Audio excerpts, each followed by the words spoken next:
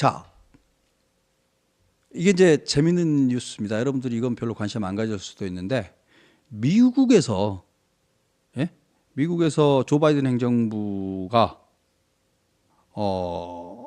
한덕수 대통령 권한대행을 신임하는 듯한 뉘앙스. 이게 이제 미국 입장에서는 외교 안보적인 문제하고 그다음 정권으로 넘어가는데 협상해야 될 것들이 많을 건데 한반도가 한국이 불안하면 안 되기 때문에 그렇지 않다라는 걸 보여주기 위해서라도 아마 지금 뭔가를 발언을 한 것 같습니다. 커트 캠벨 국무부 부장관이 이런 말씀을 한 거죠. 고위급 대면 소통을 할 거다. 한덕수 권한대행 체제 한국 정부와 이런 말을 함으로써 신임하는 듯한 뉘앙스를 보였습니다. 이게 우리는 한덕수의 한국 내 역할을 전적으로 지지한다. 우리는 깊은 한미 간 관여의 신호를 계속 보내기 위해 최선을 다할 것이다. 우리는 권한대행 체제의 한국 정부뿐 아니라 위기의 다른 행위자들과도 가능한 모든 소통 채널을 열어두고 있다. 라고 말을 합니다. 이런 말은 이제 역으로 생각하셔야 돼요. 보통 이런 멘트들은. 이런 식으로 한국하고 긴밀하게 소통한다, 소통하고 있다라고 말을 하는 건 한국이 불안하다라는 걸 보여주는 뉘앙스입니다. 한국이 불안하다라는 걸 보여주는 뉘앙스인데 하나 더. 한덕수 권한대행이 미국의 대사, 그러니까 주미 한국 대사인 거죠. 미국에 있던 미국 주미 대사를 한 거죠. 미국 대사를 하신 적이 있습니다. 경제부총리도 했었고 통상교섭본부장도 했었죠. 한미 FTA 할 때 주도적인 역할을 하셨죠. 노무현 정부 때. 그리고 그때 국무총리도 했었고. 그래서 미국 대사도 했었기 때문에 미국 통입니다. 그래서 미국 조야에 인맥이 있는 겁니다. 실력이 있는 거죠. 영어도 아주 잘한다고 합니다만. 그래서 한덕수 만만한 사람 아니구나라는 느낌 드실 수도 있을 건데 아무튼 간에 미국에서 이런 사인을 보냅니다. 왜 그럴까요? 이게 오늘 기사가 된 게 그냥 우연이라고 생각하지는 않습니다. 뭐 과도한 해석일 수는 있는데 한덕수 체제가 안정적으로 이 다음으로 이행하는 데 있어서 역할을 해주면 좋겠다라는 그런 약간 걱정 어린 시선을 미국이 내비춘 것 아니겠나라고 생각합니다. 저는 이 기사 의미 있다고 생각해서 뽑아봤습니다. 그래서 이제 기왕 이렇게 말 나온 김에 한덕수 권한대행 주요 이력을 한번 보십시다요. 한덕수 총리는 거의 뭐 제가 태어날 때쯤 돼가지고부터 행정고시를 합격하신 분입니다. 아마 대학 다니면서 합격한 것 같은데 1970년에 고시 합격합니다. 그때부터 관료를 한 겁니다. 근데 지금이 몇 년이죠? 2024년. 약 45년? 아니구나. 55년. 무려 55년입니다. 고시 합격한 지. 무려 55년이고 안 해본 게 없죠. 거의. 안 해본 게 없습니다. 통상교섭, FTA 교섭, 통상교섭본부장도 해봤고 뭐 경제부총리도 해봤고 청와대에서 비서관도 해봤고 주로는 상무재경 그쪽의 일들을 했었고 부총리, 총리는 심지어 2번 했죠. 노무현 정부 때 하고 이번에 하고. 그러니까 대한민국에서 대통령 빼고 좋은 자리 다 해보신 분입니다. 그리고 어떻습니까? 지금 연세가 75이면 사실은 75도 권력도 생각할 수도 있는 나이인데 제가 취재해 본 바에 의하면 본인은 그런 욕심 전혀 없다. 본인은 사실은 이미 영광을 다 누렸고 이제 와서 고통스러운 일 굳이 하려고 하지 않을 겁니다. 후배 세대들이 무난하게 다음 권력을 제대로 창출하려는 모습을 보는 게 최고의 목표일 겁니다. 그게 본인의 명예고 자존심일 건데 매우 뛰어난 경력과 실력을 가지고 있는 분입니다. 예, 어디 보자님 말씀이 제가 진짜 오늘 말씀드리고 싶었던 포인트인 거예요. 자, 이런 사람인데 잠깐요. 이제 얼굴로 돌아갈게요. 한덕수 총리 이야기를 여기서 좀 더 디테일하게 해보겠습니다. 민주당은 한덕수 총리를 너무 우습게 보고 있는 것 같습니다. 그러니까 31일이 되기 전까지 우리가 내보낸 헌법재판관 플러스 뭐 특검법 이런 것들을 다 통과시켜라 라고 말을 하는 거죠.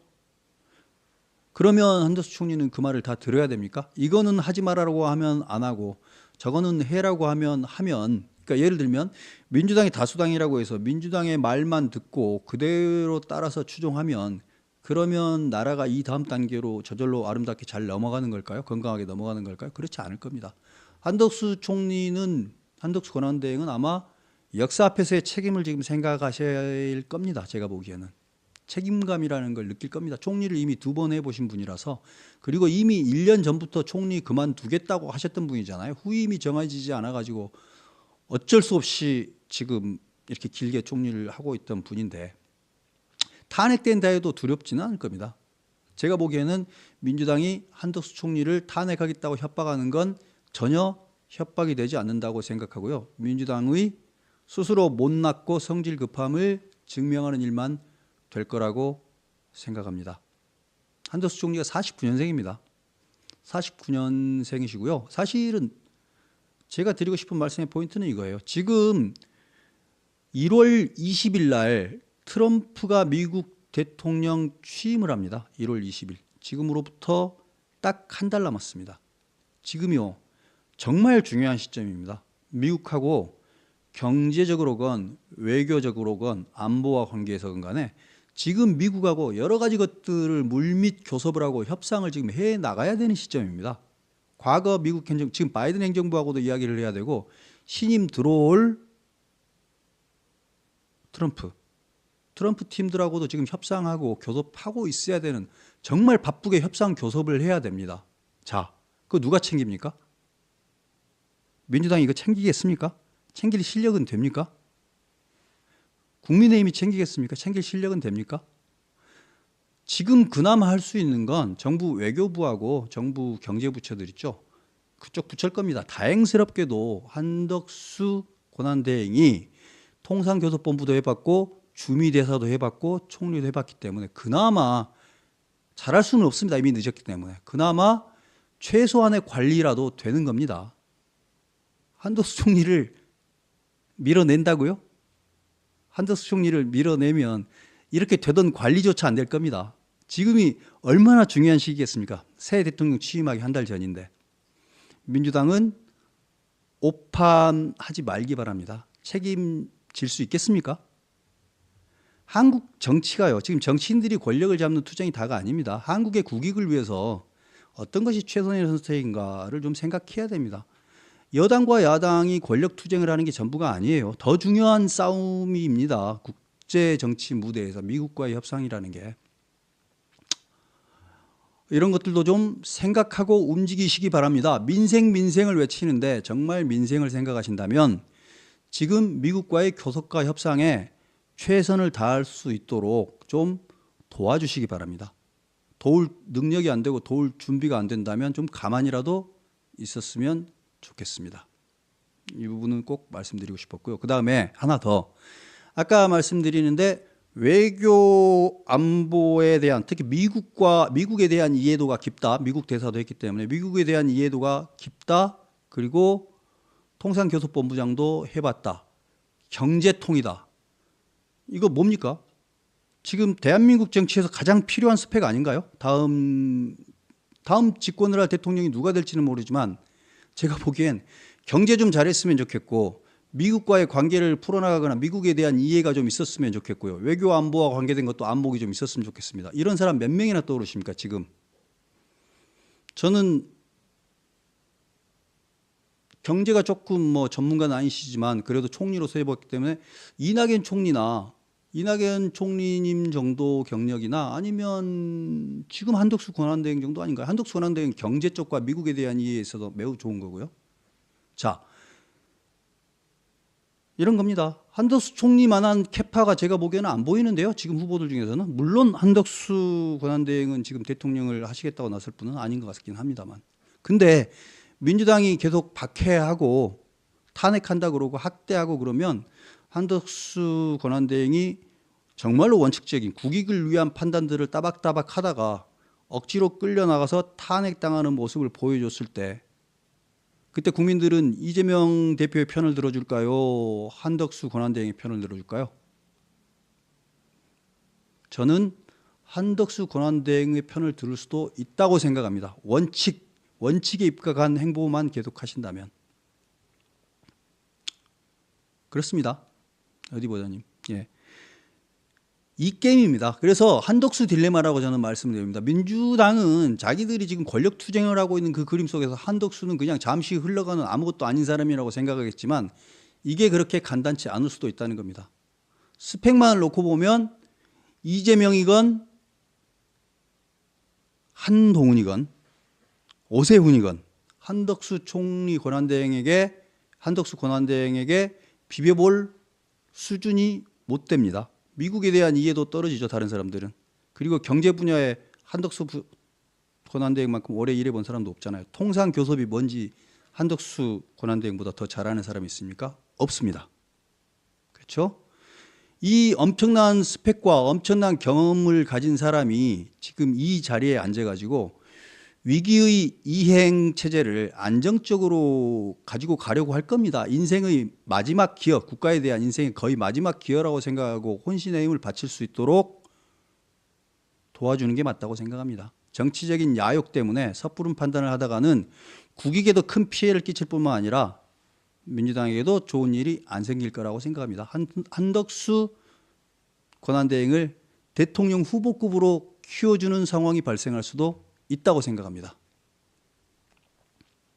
여러분들은 어떻게 생각하십니까? 민주당이 섣부른 판단 저는 안 했으면 좋겠습니다. 그리고 제발 법대로 합시다. 법대로. 권한대행이 할 수 있는 일과 할 수 없는 일이 있을 건데요. 그거는 민주당이 결정하는 게 아닙니다. 그렇죠? 법과 원칙이 있을 거고 여러 전문가들의 조언을 들을 겁니다. 그렇게 해서 결정하면 되는 거 아니겠습니까? 그렇죠? 할 수 있는 일과 할 수 없는 일을 왜 민주당이 결정해 줍니까? 민주당의 결정은 또 누구의 결정을 따라야 됩니까? 2017년에는 추미애 대표가 이런 말을 했죠. 권한대행이 헌법재판관을 임명하면 안 된다고 그랬어요. 기억나시나 모르겠는데.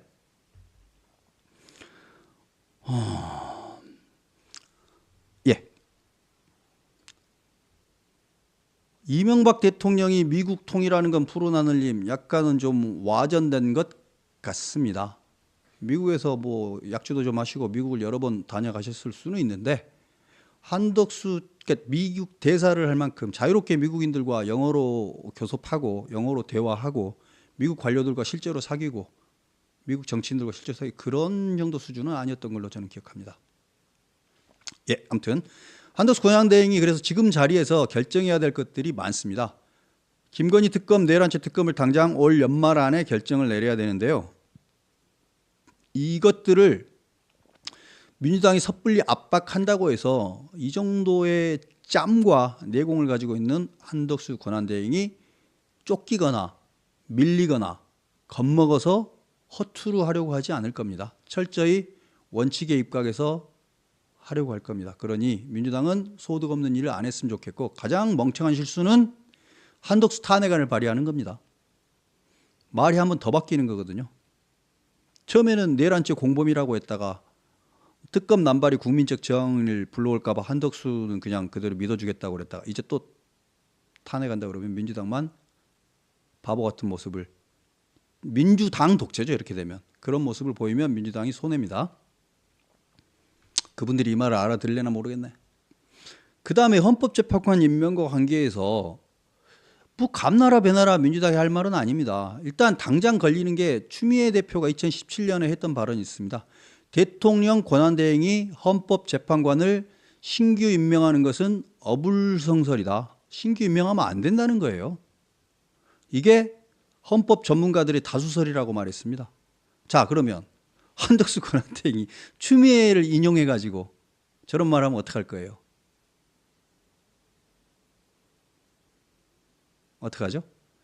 제가 보기에는 민주당이 뭐라고 말해봐야 이미 자기 모순이 이미 만들어져 있기 때문에 안 됩니다. 힘세다고 스스로 권력 중독돼 있구나라는 소리만 들 겁니다.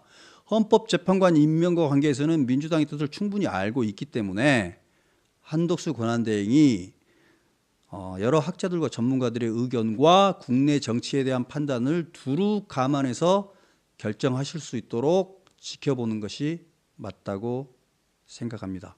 과거에 자신들이 섣불리 입을 놀렸던 2017년 거기에 대해서 반성하시고 요즘 젊은 사람들이 하는 말로는 아가리 싸물고 있는 게 맞습니다.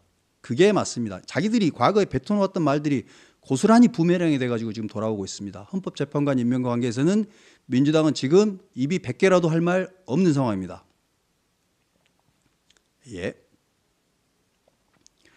그 다음에 민주당발 민생 법안이 처리가 될 게 86건입니다. 민주당이 언제부터 그렇게 민생을 챙겼습니까? 민생을 위해서 이번만 통과시켜달라고 윤석열 대통령이나 여당이 그렇게 말을 해도 한사코 그렇게 안 했죠. 그리고 민생과 관계해서 이번에 예산을 통과시켜야 되는데 온갖 민생과 관련된 예산들은 다 까버렸죠. 그렇죠? 기억나실 겁니다. 예산 다 까놓고 또 추경하자고 그러죠. 추경을 하려면 애초에 예산을 제대로 했으면 좋은데 그래놓고 이제 와서 민주당발 민생법안 86건 통과시킬 테니 받아주라? 되게 모순적입니다. 자가당착이죠. 이미 예산 삭감할 건 다 삭감해놓고 뭘 하라는 건지 모르겠습니다. 언제부터 민생이었습니까, 민주당이? 그리고 또 하나 불안한 거는 지금 성급하게 상임위나 법사위 계속 열어가지고 선거법 개정안 넣을까 봐 그게 정말 두렵습니다. 선거법 개정안 예를 들면 상실형의 기준을 100만 원에서 1000만 원으로 올린다든지 또 뭐 있죠? 허위사실 공표죄, 후보자 비방죄를 선거법에서 삭제하는 거라든지 이런 똥같은 이재명 방탄법 같은 거를 민생법안에 쓱 집어넣어가지고 통과시켜달라고 하면 통과시킬 수 있을까요? 그런 짓 민주당이 안 하기를 바라겠습니다. 자, 이런 것들, 이 법안을 통과시키는 것들이나 특검법, 김건희 특검법, 내란죄 특검법 이거 되게 골치 아플 겁니다. 한덕수 권한대행으로서도. 고심에 고심을 거듭하면서 결론을 내려야만 할 겁니다. 결론을 내리기 전에 당연히 국무회의의 심의를 거쳐야 될 거고요. 의결을 거칠지 심의를 거칠지 정확하게는 모릅니다만 헌법재판관 임명도 마찬가지입니다. 그래서 이런 것들에 대해서 민주당이 아무리 겁박을 해도 그 겁박은 통하지 않을 거다. 쓸모없는 겁박은 하지 마라. 한덕수 총리가 지금 탄핵당하는 게 무섭겠습니까? 공무원 생활이 50년이 넘은 그 양반이 지금 뭐가 겁나겠습니까? 총리 2번 했고 권한대행 했습니다. 쓸데없는 겁박 안 했으면 좋겠습니다. 그 다음에 더 중요한 건데 1월 20일이 미 대통령 취임이라고 그랬잖아요. 그와 관계해서 통상과 안보와 관계된 여러 가지 협상들이 당연히 있어야 되는데 이미 늦었는데 지금이라도 그런 거 좀 할 수 있도록 집중적으로 그쪽 일 좀 할 수 있도록 놓아두시기 바랍니다. 민주당은 이게 뭔지는 알고 있나 모르겠어요. 민주당 중에 이거 신경 쓰는 사람 한 명이라도 봤습니까? 국회의원이 저런 거 신경 써야 되는 거 아니었나요? 안타깝습니다. 그 다음 이제 한덕수 총리 입장에서는 결정해야 되는 것 중에 본인 입장에서 결정해야 되는 건 제일 중요한 건 이걸 겁니다.